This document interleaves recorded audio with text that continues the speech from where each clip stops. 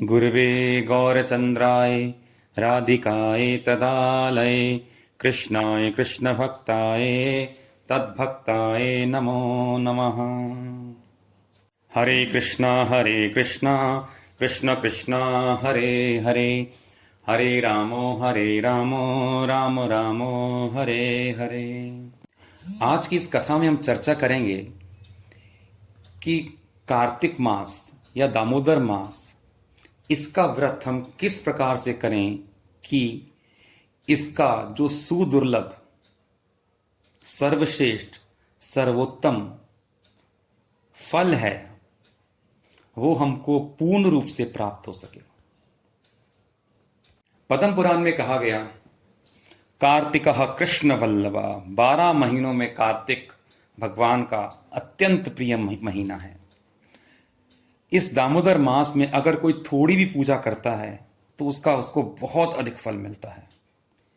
यहां तक कि ददाति वैष्णवम लोकम इत एव निश्चितम मया, ये बात 100% सही है, निश्चित है कि उसको भगवान के बैकुंठ, साकेत, गोलोक वृंदावन धाम की प्राप्ति होगी। क्योंकि यथा दामोदरो भक्त वत्सलो विदितः जना, जिस प्रकार से भगवान राधा दामोदर को भक्त वत्सल कहा जाता है, वैसे ही उनका महीना भी बहुत अधिक भक्त वत्सल है। थोड़ा करने पर भी बहुत अधिक कृपा प्रदान करने वाला है। कुछ व्रत करते हैं, उनका फल एक बार मिल जाता है, परंतु कुछ ऐसे व्रत होते हैं जिनका फल मिलता ही रहता है, जन्म जन्म उसका फल प्राप्त होता रहता है। जैसे किताब लिख दी किसी ने तो उसकी रॉयल्टी मिलती रहती है, कोई सॉफ्टवेयर बना दिया उसकी रॉयल्टी मिलती रहती है। ऐसे ही कार्तिक व्रत जिसने एक बार कर लिया, एक बार भी कर लिया, उसको उस व्रत का जो फल है जन्म जन्मांतर मिलता ही रहेगा। कितने जन्म कहा? फलम जन शतानुगम, 100 जन्मों तक उसका फल उसका पीछा नहीं छोड़ता, कृपा करता ही रहता है, उसकी कृपा मिलती ही रहती है।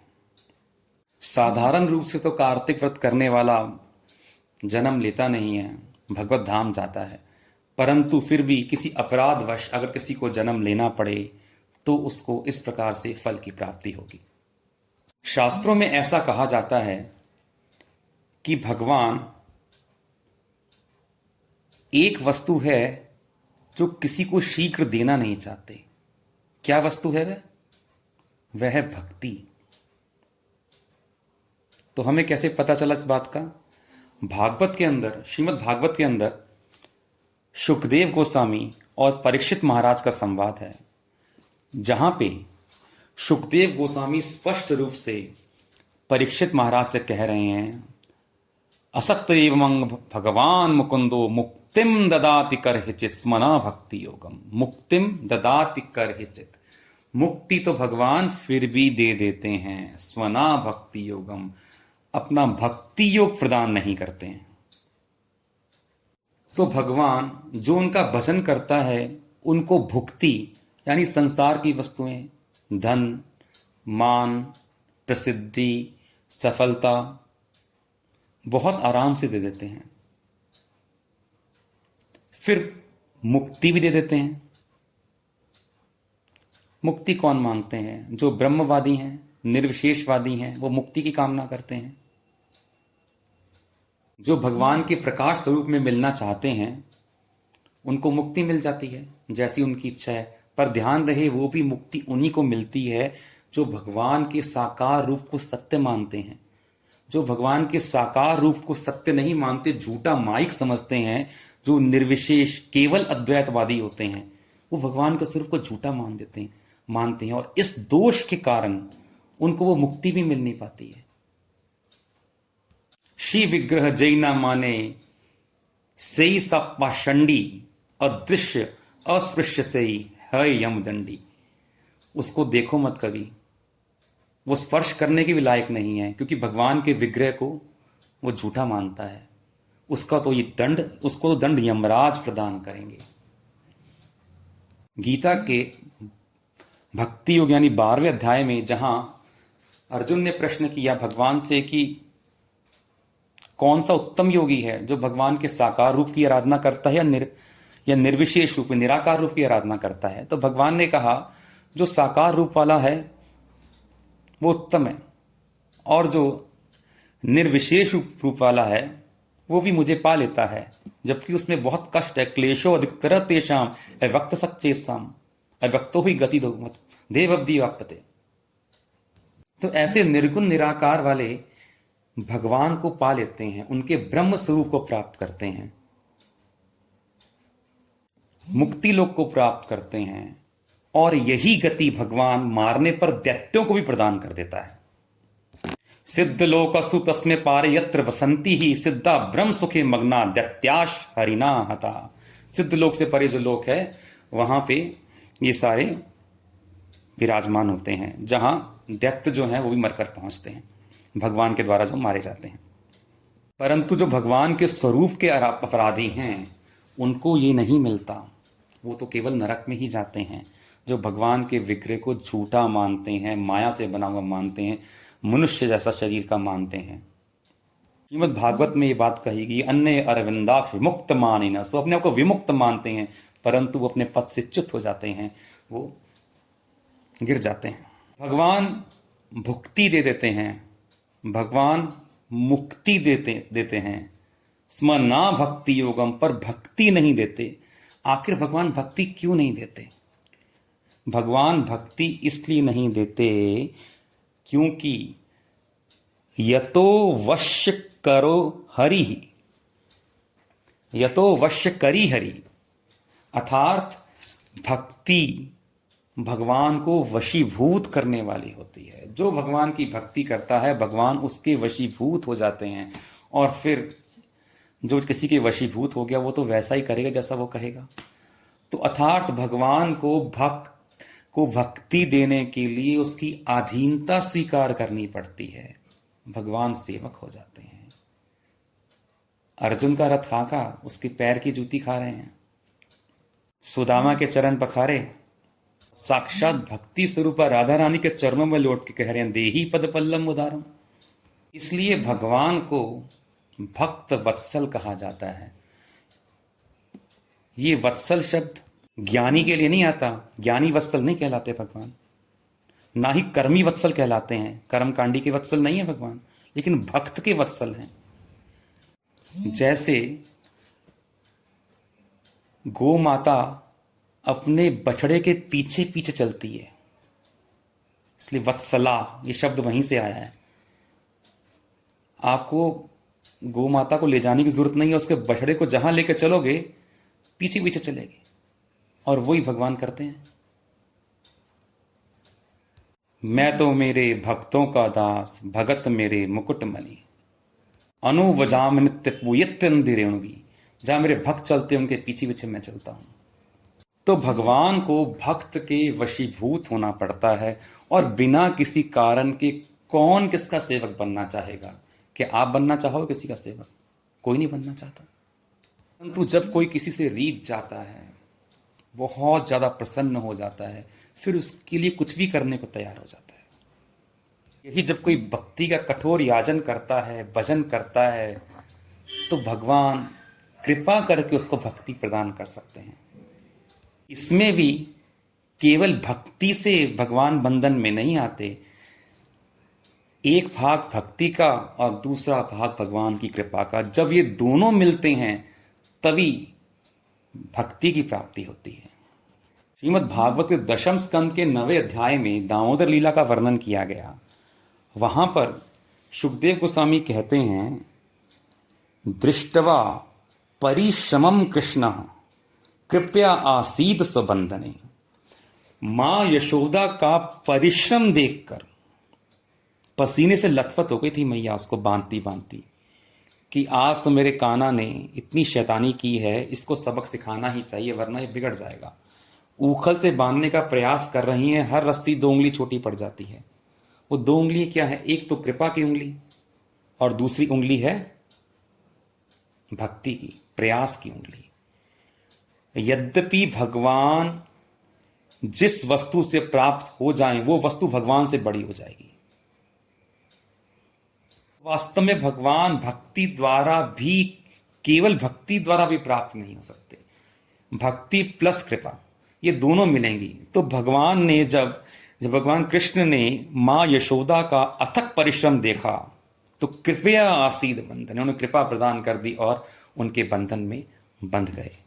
भगवान कहा ये बंधना, इसको ही शास्त्रों में कहा गया दामोदरत्व, अर्थात भगवान का प्रेम की रस्सी में बंध जाना, यह ही उनका दामोदरत्व है, अर्थात यही दामोदर लीला का प्रकाश है। तो कोई कहेगा फिर तो यशोदा दामोदर कहना चाहिए, हम राधा दामोदर क्यों कहते हैं? देखो, राधा रानी भगवान की प्राण वल्लभा हैं, उनके बिना उनकी कोई लीला संपादन नहीं होती।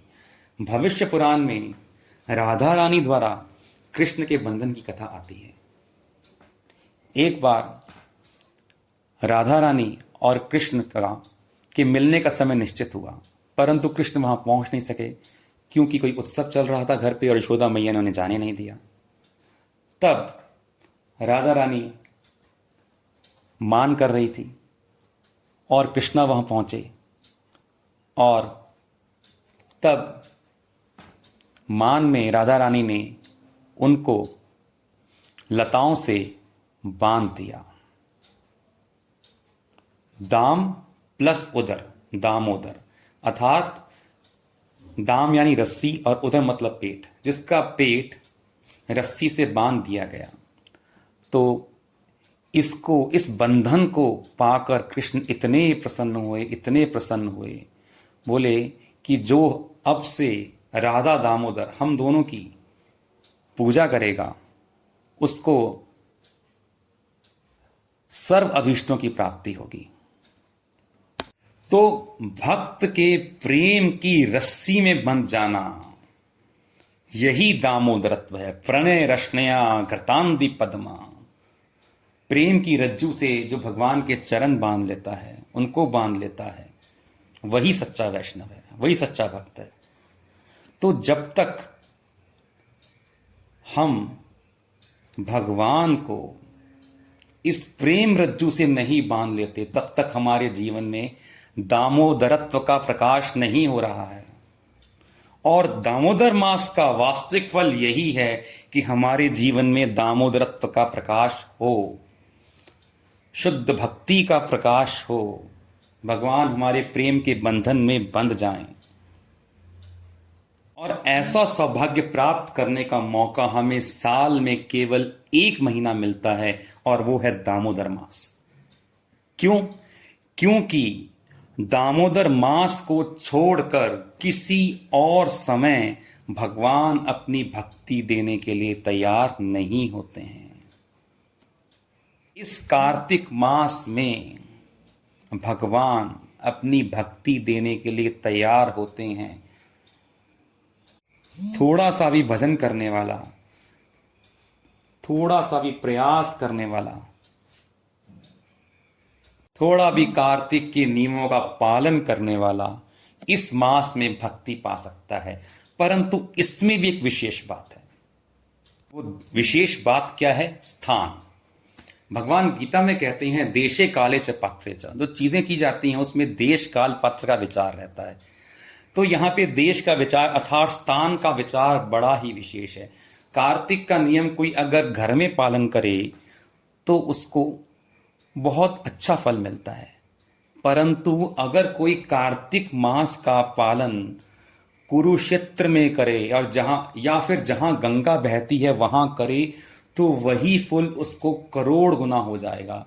या जो फल नहीं चाहते, कृपा चाहते हैं, तो उसको उतने ही प्रयास से करोड़ गुना भगवान की कृपा मिल जाएगी। और अगर कोई इसको द्वारकापुरी में अगर इसको कोई पुष्कर नगरी में कर ले, पुष्कर धाम में करे, तो उसको कई करोड़ इसका फल मिलेगा।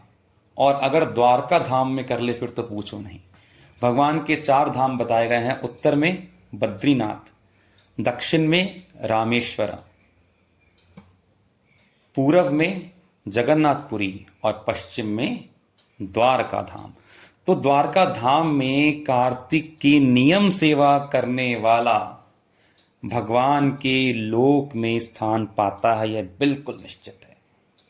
परंतु जो लाभ ब्रजमंडल में, जिसको मथुरा मंडल भी कहा जाता है, उसमें जो लाभ की प्राप्ति होती है वो पूरे ब्रह्मांड में कहीं नहीं हो सकती है। स्कंद पुराण में कहा गया, न ग्रहे कार्तिके कुर्यात तीर्थे तु कार्तिकीम कुर्यात। घर में कार्तिक का व्रत मत करो, तीर्थ में ही कार्तिक का व्रत करो। परंतु किस तीर्थ में करो? कहा जैसे प्रयाग में माघ मास का पालन करना चाहिए और वैशाख मास का पालन गंगा किनारे करना चाहिए, उसी प्रकार से कार्तिक का व्रत विशेष रूप से ब्रजमंडल में, मथुरा मंडल में करना चाहिए, क्योंकि उससे उत्कृष्ट फल की प्राप्ति कहीं नहीं हो सकती।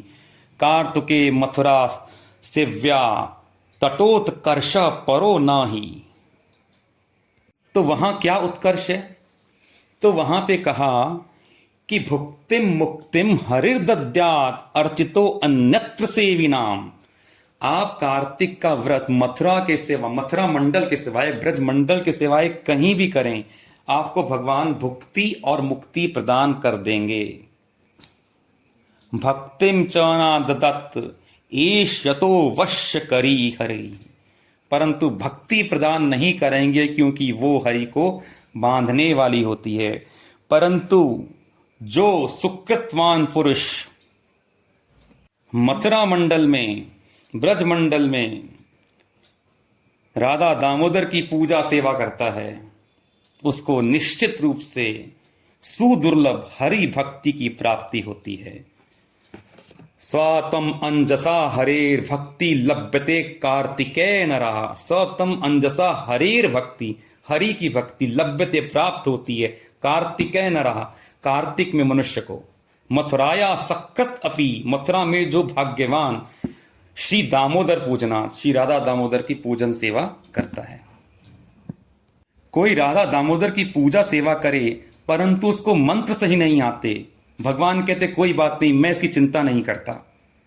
किसी के पास अधिक पूजा के लिए सामान भी नहीं है, कुछ थोड़ा बहुत लेके उसने पूजा कर दी, भगवान कहते कोई बात नहीं, मैं द्रव्य की चिंता नहीं करता। किसी को पूजा की विधि नहीं आती, वो कहते भगवान मैं कैसे पूजा करूं, मैं नहीं जानता। भगवान कहते तुम्हारी विधि की चिंता नहीं है, तुम कोई चीज पहले दे दो, कोई बाद में दे दो, उल्टा कर दो, सीधा कर दो, कोई बात नहीं, मैं सब स्वीकार करूंगा। मन्नते कार्तिके देवो मथुराया यद अर्चनम मंत्र द्रव्यहीनम च विधिहीनम च। भगवान कहते मैं सब कुछ प्रेम पूर्वक स्वीकार करूंगा जब तुम उसे मथुरा मंडल में मेरे धाम में आके करोगे। कितने दुर्भाग्य की बात है कि भारत में मथुरा भूमि बड़ी सुलभ है, कोई जाना मुश्किल नहीं है, और कार्तिक मास भी सौभाग्य से हर वर्ष आ जाता है, किंतु फिर भी मूढ़ मनुष्य उसका कभी लाभ नहीं लेते। कभी राधा दामोदर की पूजा करने वो ब्रजमंडल में नहीं आते हैं, ब्रजमंडल में आते हैं तो भी कुछ करते नहीं हैं। शील सनातन गोस्वामी इस बारे में कहते हैं कि कोई मनुष्य विधि ना जानता हो, मंत्र ना जानता हो, द्रव्य से हीन हो, यहां तक कि वो श्रद्धा से भी हीन हो, तब भी उसको कार्तिक में सुदुर्लभ कृपा की प्राप्ति होगी, अर्थात उसको भक्ति की प्राप्ति होगी। तब कोई अगर वह पूजा श्रद्धा पूर्वक करे तो उसको क्या मिलेगा यह समझाना मुश्किल है, यह वर्णनातीत है। पद्म पुराण में कथा आती है धूम्नकेश नामक एक राजकुमार की, जो कि महापातकी था। वो सदैव डकैती किया करता था और क्रोधित होके उसके पिता ने उसको देश निकाला दे दिया। तब वो वृंदावन धाम में आ गया और वहां आकर रहने लगा, और वहां से रोज डकैती डालने के लिए मथुरा में जाया करता था। साथ में वह वैश्यासक्त भी था। एक दिन भगवान की भक्ति परायण सत्यव्रत ब्राह्मण जो कि वृंदावन में पूजा कर रहे थे, उनको देखकर वह हंसने लग गया और तब उसको राजपुरुषों ने पकड़ लिया और मृत्युदंड दे दिया। जब वो धर्मराज के पास पहुंचा तो धर्मराज यमराज ने उसका सम्मान किया और उसको धर्म तत्व प्रकाशित किया और बैकुंठ लोक भेज दिया। तो मथुरा मंडल में पूजा करना तो दूर की बात, हरि पूजक को देखकर उपहास करने वाला भी भगवत धाम प्राप्त कर लेता है। जो श्रद्धा भक्ति पूर्वक भगवान दामोदर की पूजा करेगा कार्तिक के मास में ब्रज मंडल में, तो उसको कैसी भक्ति की प्राप्ति होगी इसका वर्णन करना मुश्किल है। और मथुरा मंडल में यानी ब्रज मंडल में भी कौन सा स्थान, श्री वृंदावन धाम, श्री गोवर्धन धाम, श्री राधा कुंड धाम, श्री बरसाना धाम, श्री गोकुल धाम, श्री महावन, कोई भी 84 कोस ब्रज में स्थान है वो कृपा प्रदान करने वाला है। परंतु रूप गोस्वामी कहते हैं कुर्या दस विराज तो गिरि तटे सेवा विवेकी न का। जो समझदार पुरुष भगवान की भक्ति प्राप्त करना चाहता है वो राधा कुंड जैसे स्थान को छोड़कर कहीं और भजन क्यों करेगा। तो यह उत्कृष्टता श्री रूप गोस्वामी ने बताई। परंतु सारा ही ब्रज धाम दिव्य है और सारे ब्रज धाम में दामोदरत्व प्रकट होता है। आप ब्रज धाम में किसी भी स्थान पे राधा दामोदर की पूजा कीजिए, आपको निश्चित रूप से भक्ति रूपी कृपा की प्राप्ति होगी। तो जो पूरा प्रयास करना चाहते हैं वो पूरा महीना रहते हैं, जो समय नहीं दे पाते वो 15 दिन रहने का प्रयास करते हैं, जो उतना भी समय नहीं निकाल पाते वो 7 दिन के लिए प्रयास करते हैं, और जो 7 दिन भी नहीं करते तो उनके लिए कहा 3 दिन का प्रयास अवश्य किया जाए। रूप गोस्वामी कहते हैं भक्ति साम सिंधु में, अहो मधुपुरी धन्या वैकुंठाच गरीयसी दिनम एकम निवासेन हरो भक्त प्रजायते। बैकुंठ से ये मधुपुरी अत्यंत उत्तम है जहां पर 1 दिन रहने मात्र से हरि की भक्ति मिल सकती है और 3 रात रहने पर किसी को भगवान के दर्शन हो सकते हैं। तो कोई निरपराध प्राणी हो और भगवान का भजन किया हो, भगवान की कृपा पा जाए, तो उसको 3 रात में भगवान के दर्शन भी हो सकते हैं। तो 3 रात का प्रयास करना चाहिए और ना हो पाए तो कम से कम 1 रात्रि तो अवश्य ही कार्तिक के महीने में आकर ब्रज मंडल में नियम सेवा का पालन करना चाहिए। अब इस विषय में एक सार्थक प्रश्न बनता है कि बहुत से लोग हैं जो 10-10, 20-20 सालों से कार्तिक मास में आते हैं, ब्रजमंडल में रहते हैं, राधा दामोदर की पूजा करते हैं, तो क्या उनको भक्ति की प्राप्ति होती है या नहीं होती है? कुछ अद्भुत तो कहीं दिखाई पड़ता नहीं है। पहली बात तो ये है, अपनी तिजोरी में कितना धन है इसका शोर कौन मचाता रहता है भला? जिसको भक्ति मिल जाती है वह चुपचाप उसका आनंद लेता है। और दूसरी बात यह है, आनंदम बुद्धि वर्धनम, इसका हर साल आनंद कृपा बढ़ती रहती है। हर साल आप कार्तिक मास करते हो, कुछ कृपा और बढ़ जाती है कि जो वस्तु धीरे धीरे पाई जाती है वो बहुत समय तक ठहरती है, और जो बहुत तीव्रता से पाली जाती है वो बड़ी शीघ्रता से हाथ से निकल भी जाती है। बड़े आसान तरीके हैं भक्ति निकलने के। हरि हर निंदा सुनहि जकाना, होए पाप गो घात समान। भगवान हरि की या हर की निंदा, शिव जी की निंदा सुनने मात्र से गाय को मारने का फल मिलता है, और भक्त की निंदा सुनने मात्र से जन्मों जन्मों के पुण्य समाप्त हो जाते हैं। भक्ति तो रहेगी नहीं, आगे काल सूत्र नरक निश्चित हो जाता है। कई बार कुछ अपराध करने की वजह से हमें जो भक्ति रूपी कृपा मिली है वो स्तंभित हो जाती है, वो रुक जाती है, परंतु प्रयास करने से फिर से वो धीरे धीरे अपराध समाप्त हो जाते हैं और भक्ति चल पड़ती है और उसके विकार प्रकट होते हैं। तो उपाय क्या है? ये मुखे करे तुम्ही वैष्णव निंदन, सही मुखे करे तुम्ही वैष्णव वंदन। जिस मुख से तुमने वैष्णवों की, भक्तों की निंदा की है, उनकी बुराई चर्चा की है, उसी मुख से उनका गुणगान करो। लगातार गुणगान करते करते सारे अपराध नष्ट हो जाएंगे। भगवान का नाम करो और भक्तों गुणगान करो। इससे बड़ा इससे उत्तम उपाय सब अपराधों से मुक्त होने का कोई नहीं है। स्वयं महाप्रभु श्री चैतन्य महाप्रभु द्वारा यह बताया गया है। भक्ति प्राप्त करने वाले पर सात्विक विकार प्रकट होते हैं उसकी देह में। स्तंभ स्वेदो अथरो मान स्वर भंगोत वेपतु वे वर्णम अश्रुपलय इत्याष्ट सात्विका मता। 8 प्रकार के सात्विक विकार बताए जाते हैं। नेत्रों से आंसू आंसू बहना, रोंगटे खड़े हो जाना, गिर जाना, स्तंभित हो जाना, खूब तीव्रता से पसीना बहना, वाणी घर घर घर करना, शरीर का रंग बदल जाना, अश्रुओं की धार बहना, मूर्छित होकर गिर पड़ना। तो ये सब सात्विक विकार बताए गए हैं जो कि भक्त पर प्रकट होते हैं, उनकी देह में प्रकट होते हैं। परंतु ये सब विकार आए या ना आए, हमें अपना प्रयास जारी रखना है। कार्तिक में नियम सेवा अच्छे से करने का प्रयास करना है, और आज नहीं तो कल, कभी तो दीन दयाल के भनक पड़ेगी कान। कभी तो वो रीझेंगे, कभी तो अपराधों को क्षमा करेंगे, कभी तो हमको अपनी दुर्लभ भक्ति प्रदान करेंगे। इसी भाव के साथ हमको हरि का भजन करना चाहिए, दामोदर भगवान की सेवा करनी चाहिए।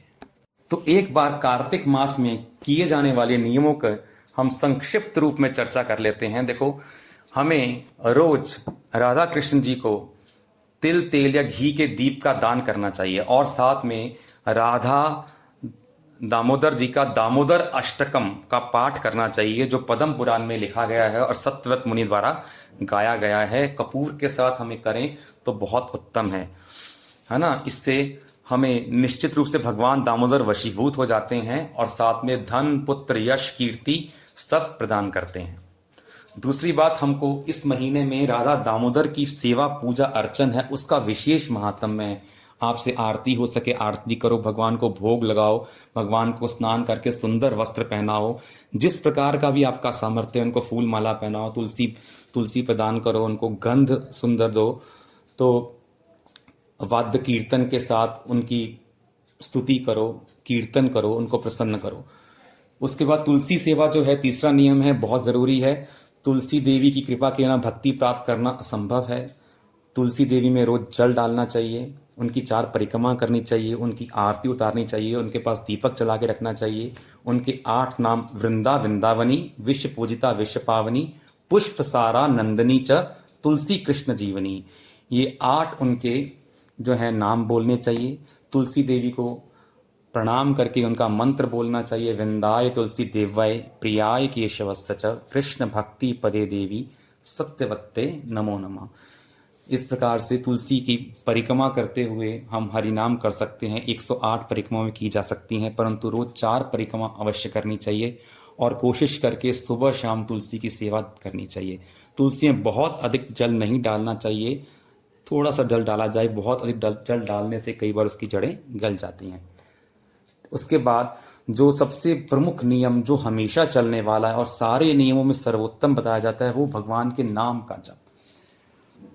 हरे कृष्ण कृष्ण कृष्ण हरे हरे, हरे राम राम राम हरे हरे। ये भगवान का सर्वश्रेष्ठ महामंत्र है, जिसका जप करने से अति शीघ्र सिद्धि की प्राप्ति होती है। यह क्योंकि कलियुग का महामंत्र है, विशेष रूप से कली के लिए बना है, और कली में इसका कार्य सर्वोत्तम रूप से देखा जाता है। तो इस मंत्र के जैसा शक्तिशाली मंत्र सारे वेदों पुराणों को देखने पर दिखाई नहीं पड़ता। इसके सिवाय आपको जो भी भगवान का नाम अच्छा लगे, जो कोई भी और मंत्र का आप जाप करते हो, भगवान के नामात्मक मंत्र का, उन सब का किसी का भी आप जाप कीजिए, निश्चित रूप से विशेष कृपा मिलेगी। जो भक्त हैं वो कम से कम 4 माला हरिनाम की करने का प्रयास करें, ध्यान पूर्वक सुनते हुए नामाक्षरों को ध्यान से सुने, तो इससे निश्चित ही विशेष कृपा मिलती है। और जहां तक हो सके भक्त 21,000 सांस के लिए कम से कम 16 माला हरे कृष्णा महामंत्र की करते हैं, या फिर 1 लाख हरिनाम जिसे 64 माला कहा जाता है, या 2 लाख हरिनाम 128 माला, या फिर 3 लाख हरिनाम 192 माला करने का प्रयास करते हैं। क्योंकि हरिनाम से जैसी सिद्धि मिलती है, जितनी शीघ्रता से मिलती है, उतनी शीघ्रता से मिलने का कोई और साधन नहीं है। इसके सिवाय जो अगली चीज है वो है सुबह का प्रातः स्नान। प्रातः स्नान के लिए ब्रह्म मुहूर्त में उठने का प्रयास करना चाहिए। भगवान जो हैं दामोदर की पूजा करने से पहले स्नान करना होता है, और सूर्योदय से 1 घंटा 36 मिनट का समय, जैसे अरुणोदय काल या ब्रह्म मुहूर्त का समय कहा जाता है, उस समय उठ जाना चाहिए। आकाश में हल्के तारे दिखते हो तो सर्वोत्तम होता है। और उस समय हम भगवान दामोदर का नाम जप करते हुए, उनको उनका स्मरण करते हुए, इस मंत्र का उच्चारण करते हुए स्नान करें तो विशेष फल की प्राप्ति होती है। कार्तिके अहम करिष्यामि, कार्तिके अहम करिष्यामि, प्रातः स्नानं जनार्दन, प्रातः स्नानं जनार्दन, प्रीत्यर्थं तव देवेश, प्रीत्यर्थं तव देवेश, दामोदर मया सह, दामोदर मया सह। स्नान करते समय हम गंगे च यमुने च गोदावरी सरस्वती नर्मदे सिंधुकारी जलस्मिन् सन्निधिं कुरु, यह भी उच्चारण किया जाना चाहिए। जब हम स्नान करते हैं तो जिस भी तीर्थ का नाम लेते हैं उस तीर्थ में स्नान का फल मिलता है। गंगा बोलेंगे गंगा का, यमुना बोलेंगे यमुना का, गोदावरी बोलेंगे तो गोदावरी में स्नान का, राधा कुंड बोलेंगे तो राधा कुंड में स्नान का फल प्राप्त होगा। तो कार्तिक के महीने में बात कही गई कि विशेष रूप से हमको तीर्थ में जाकर स्नान करना ही चाहिए। एक बार कम से कम अवश्य करें, इसके बिना पूर्ण फल की प्राप्ति आपको कार्तिक के व्रत की नहीं होगी। इसका प्रयास अवश्य अवश्य करें।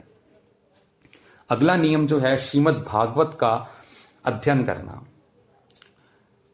17 पुराणों का सार 18वां पुराण श्रीमद् भागवत है। तो उस पुराण का अगर हम एक श्लोक या एक अध्याय भी पढ़ते हैं तो निश्चित रूप से हमको विशेष कृपा की प्राप्ति होगी। कार्तिक महीने का तो महात्म्य ऐसा है, केवल एक श्लोक पढ़ने से ही 18 पुराणों को पढ़ने का फल प्राप्त हो जाएगा। तो जहां तक प्रयास हो शुरू से लेके पढ़ें, वरना जो भागवतम का सार है दशम स्कंद, उसका पाठ किया जाए। तो शरद पूर्णिमा जो आने वाली है, उस शरद पूर्णिमा के दिन रास पंचाध्याय के पाठ का विशेष महात्म्य है, क्योंकि उसी दिन वह लीला हुई है। दशम स्कंद के 29वें से लेकर 33वें अध्याय तक बिना किसी दोष दर्शन के वैष्णव का अनुगत्य पढ़ने से विशेष लाभ होगा। तो कार्तिक के महीने का जो अगला नियम है वो वैष्णवों का दर्शन करना, वैष्णवों के संग रहना और उनसे रोज हरि कथा का श्रवण करना, यह बहुत जरूरी है। वैष्णवों का दर्शन करने मात्र से ये शाम स्मरण मात्रेन पाप लक्षतानि च दायन्त नक्त संदेहो वैष्णवाणाम महात्मना। जिन वैष्णवों का स्मरण करने मात्र से पाप लक्ष शतानी 100 लाख पाप हमारे इकट्ठे हुए भस्म हो जाते हैं, उनका जब दर्शन करेंगे तो हमें कैसा फल प्राप्त होगा। तो वैष्णव का दर्शन नित्य करना चाहिए, वैष्णवों का संग करना चाहिए, उनसे हरि कथा का श्रवण करना चाहिए। क्योंकि अगर कोई वैष्णवों के मुख से हरि कथा का श्रवण करता है तो एक श्लोक या चौथाई श्लोक सुनने मात्र से 100 गोदान का फल मिल जाता है। ऐसा भारी कथा श्रवण का इस महीने में महात्म्य है। श्लोक पादम व कार्तिके गो शतम फलम। जो मनुष्य केवल इस लोभ से कि मेरा उद्धार होगा, कल्याण होगा, मुझे गोदान का फल मिलेगा, इस प्रकार के लोभ से कथा श्रवण करता है, उसको भी सम्यक पूर्ण फल की प्राप्ति होती है और उसके 100 कुलों को भगवान अपने धाम में भेज देता है। कुलानाम तारेत शतम। तो जो 8वां नियम हमने बताया वो ये कि वैष्णवों की सेवा करना, उनको प्रसाद खिलाना, उनको भोग लगाने के लिए अन्न फल आदि दान देना। जो भी कार्तिक के महीने में दान दिया जाता है, जो भी सेवा की जाती है, उसका फल अक्षय हो जाता है, अर्थात उसका फल हमेशा मिलता ही रहता है।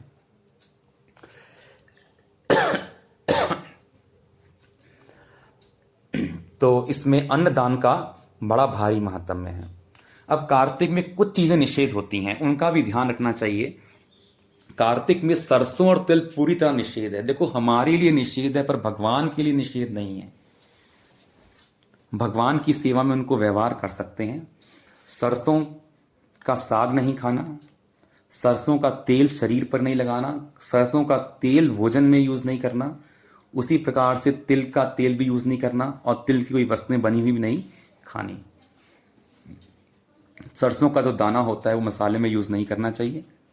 इस महीने में शहद मना होता है, उड़द दाल मना होती है। तो सब पापड़ों में कुछ ना कुछ उड़द जरूर होती है, बिना उड़द के पापड़ बनते नहीं है, इसलिए पापड़ का परित्याग करें। राजमा, राजमाश जिसे कहा जाता है संस्कृत में, इससे विशेष रूप से बचना चाहिए। यावत आहूत नारकी, निश्चित रूप से बहुत लंबे समय तक नरक में रहना पड़ेगा जो इसको खाता है। लोबिया, सेम आदि सब प्रकार की फलियां, परमल, लौकी, बैंगन, कालिंगी साग, बरबटी और रात का बचा बासी भोजन, इन सबको कार्तिक में बिल्कुल नहीं लेना चाहिए। जो प्याज, लहसुन, मशरूम, गाजर है, ये तो भक्तों के लिए सदैव ही निषेध है। लशनम ग्रजनम चै पलांडु कवकानी च अभक्ष्यम द्विजाति नाम अमिद्य प्रभवानी च। पलांडु, लशनम ग्रजनम, लहसुन, ग्रजनम गाजर, पलांडु प्याज, कवकानी मशरूम, कवकानी च अभक्ष्यम द्विजाति नाम। जो ऊंचे धर्मों की तरफ चल रहे हैं, भगवान के भक्ति धर्म की तरफ चल रहे हैं, उनके लिए अमिज्ञ प्रभवानी च, इसको खाना मना है, क्योंकि इनका ओरिजिन खराब है, इनका मूल जो जहां से इनका प्राकट्य है वो खराब है शास्त्र के अनुसार। और इसमें भी मसूर की दाल, मांस, शराब, तंबाकू, इनको लेने का भी महापाप है, भारी पाप है। तो इन सब से बचना चाहिए। जो मनुष्य इस महीने में मांस का सेवन करता है उसको आगे चांडाल का जन्म प्राप्त होता है। तो इस महीने में ब्रह्मचार्य का निश्चित रूप से पालन करना चाहिए। भगवान अति प्रसन्न होते हैं ब्रह्मचार्य का पालन करने वाले से, और जो ऐसा नहीं करता उसको फिर आगे सूअर का जन्म मिलता है, इस प्रकार का वचन पद्म पुराण में आता है। तो इस महीने श्री धाम में 1 दिन या 3 दिन अवश्य रहने का प्रयास करना चाहिए, तभी हमें भक्ति रूपी परम फल की प्राप्ति हो सकती है। और इसमें जो आकाश दीपदान है, जो कि 17 अक्टूबर से 16 नवंबर तक चलेगा, इस मास के अधिदेवता श्री राधा दामोदर जी के लिए है। वह संध्या के समय, संध्या के बाद किसी ऊंचे स्थान पर उस दीप को चिमनी आदि से बचाते हुए रख के, हवा से बचाते उसको रखना चाहिए। तिल या घी का दीप लगाना चाहिए, और इससे महालक्ष्मी की कृपा होती है, राधा कृष्ण की, राधा दामोदर की विशेष कृपा प्राप्त होती है। तो कार्तिक मास के बहुत सारे नियम हैं, जिनमें से मुख्य नियमों की बात हमने यहां कर ली है। बाकी अन्य नियमों की चर्चा हम किसी और समय कर लेंगे। तो इसी के साथ में हम कार्तिक की कथा को यहीं विश्राम देते हैं। ध्यान रहे, कार्तिक मास को बिना किसी नियम के निकाल देने वाला तिर्यक योनिम अवापनोति, तिर्यक यानी पशु पक्षी की योनि उसको अगला जन्म मिलता है, ताकि वो सब प्रकार के नियमों के बंधन से मुक्त रहे और उन्मुक्त होके आनंद ले, जहां किसी नियम का पालन उसको नहीं करना पड़ेगा। तो प्रयास करके कार्तिक का कुछ ना कुछ नियम अवश्य ग्रहण करना चाहिए। वांछा कल्पतरुभ्यश्च कृपा सिंधुभ्य एव च पतितनां पावनेभ्यो वैष्णवेभ्यो नमो नमः। नमो नमः।